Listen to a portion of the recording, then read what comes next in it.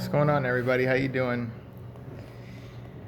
Um, it's time I made a video giving you all the update, the life update, the story, the official reason for everything. I'm gonna make another video on YouTube because this one's of course limited to 10 minutes because this is IGTV. So if you want to check out the YouTube video, I'll probably try to recap this and then just add on maybe more details and stuff. I'm gonna try to skim through this so that it fits. So, gosh, where to begin? So, for those of you that know me personally, you know this story. For those of you that know me through social media, you've known me through churches or events and things of that nature. Lots changed this year, and I want to be transparent, be upfront, be willing to let all of this go so that people that might be out there that are struggling or hiding and don't feel like they have a voice to speak about certain topics that I'm about to talk about, I want to be the guy that gets all the shots blown at him. You know, let me be the one that takes the bullets in the back for you guys. Because what I'm about to share with you, a lot of churches like to just kind of keep hitting underneath so that they can move forward. And I've already moved forward, so this is not something that I'm dealing with. But I want you all to know because you deserve it. We're family. And there's nothing more hurtful to family than to hide behind lies and putting things underneath the rug because you want to make people feel better. So today is September 3rd. Tomorrow I leave for Pensacola to the Light the Fire Again conference. And from there I head to Texas. I'm stopping in Mississippi to see my boy, but I'm starting a new chapter in my life. I'm attending Lifestyle Christianity University with Todd White, it's been a dream since about 2016. And before I get into all that, I want to explain why all of this is happening in the first place. So, December of last year, right after my birthday, I found myself in a very, very hurtful situation.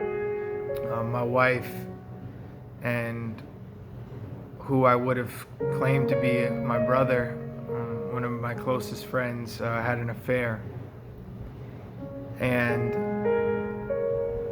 we found out because another good friend of ours was able to kind of see that unfold and not necessarily caught them in the act, but caught them in the lie. And it was unfortunate because he was married as well, so this altercation, this affair wound up breaking two marriages apart.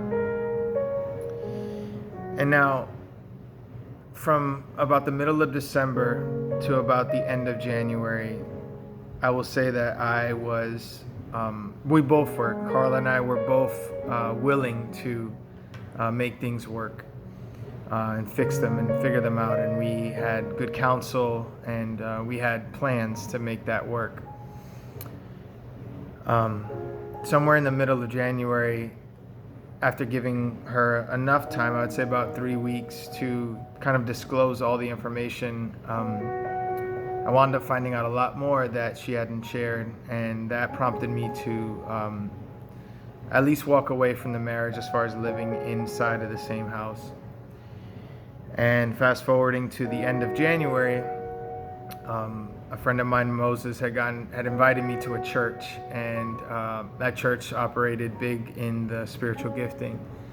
And I won't get into the detail, but I had been fasting for about 2.5 weeks, And my simple ask from the Father was, do I stay or do I go? Can I stay or do I walk away? That was the more specific request.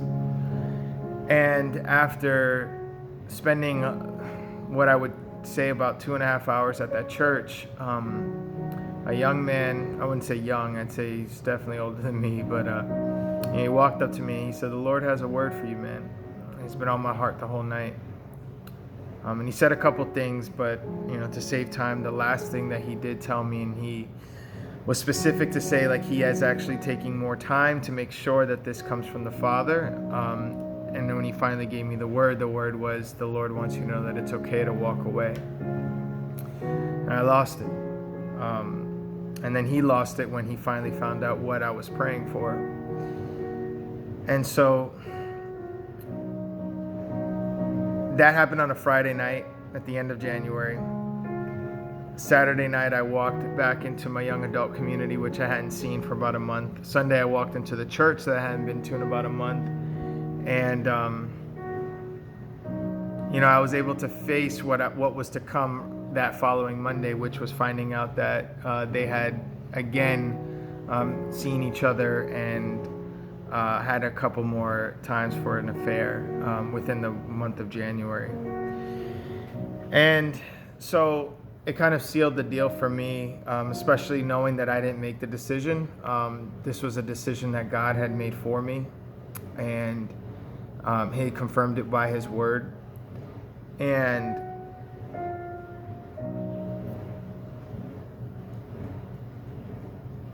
I wound up finding out that it was going on all the way through the beginning of February.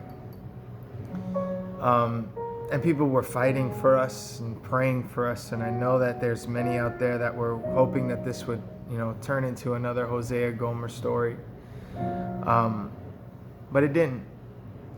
And I'd like to say that there's no victim in marriage. And what I mean specifically is for this situation. I definitely wasn't, the greatest husband in the world. And it's not to excuse anyone that goes through physical harm or sexual abuse in their marriage. Please, I don't mean it that way. When I look at the context of what I went through, I can't claim here and say I'm a victim of the affair. I'm not. I definitely had blind spots. I definitely put things before the marriage that would have caused something like this to happen. And I'm not blaming myself either, but I just want you all to know that I don't claim the victim card, and I'm not just shunning her or calling her out, because I think that since that's happened, I think we both have made great strides in the faith, and I continue to know that her pursuit of the Lord is going to be something that changes a lot of women's perspective of life in the future, and I pray that continues to happen for both her and him. But to kind of get towards the end of this, because it's getting already that time, I attended the Send in February of 2019 and received what some would consider the baptism of the Holy Spirit, and everything after that changed about my life. I started to see what the gifting looked like. I started to reveal what rest felt like with the Father. I started to understand what intimacy with the Father felt like. I understood now a lot that wasn't shared with me in the church as I was going into leadership and leading people, and I realized that there's so much more to be offered than what was being offered.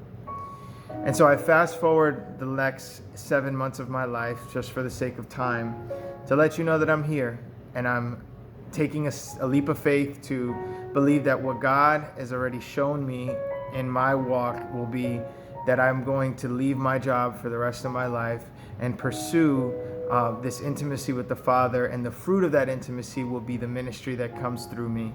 And I just want to thank you all.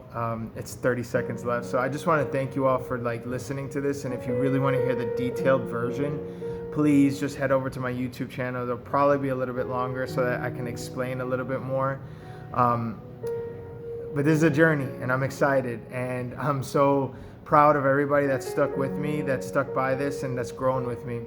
I love you all. I thank you for staying with me. I thank you for tuning in, and I thank you that we can share in this together. Scott set me free. Later.